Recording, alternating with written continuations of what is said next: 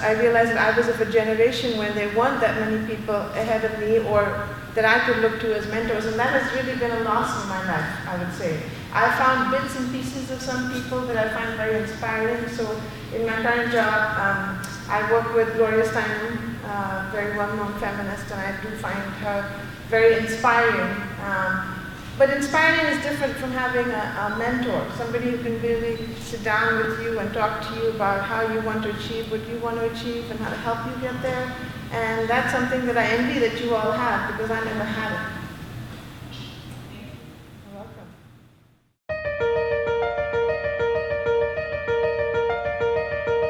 Excellent question, because I think that we're all dealing with cultural expectation. I'd say that roles about and expectations about women and gender are universal, and they are the basis of how we define society. And we live now in an age, and you're living in a culture where you have a greater opportunity, I'm not going to say 100% to define yourself, because as I say to people, you cannot take culture out of all of us. It is virtually impossible. We have been imbuing it, we absorb it from the day we're born. So I think that what you have to do is try to reach into your inner voice to find and do what you want. For so long, young women were the activists behind the scenes, doing a lot of the work, really pushing the hardcore grassroots work, but they weren't the ones at the microphone necessarily. They weren't the ones leading the organizations.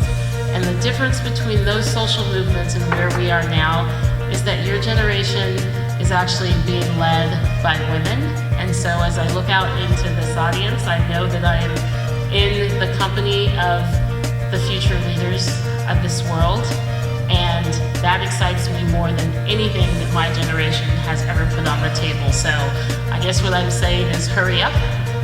We need you. The world needs you. The issues you care about need you, but it really does take embracing taking risks. It really does take embracing being who you are and not being afraid to be different. It really takes being okay with change and looking for opportunities for change.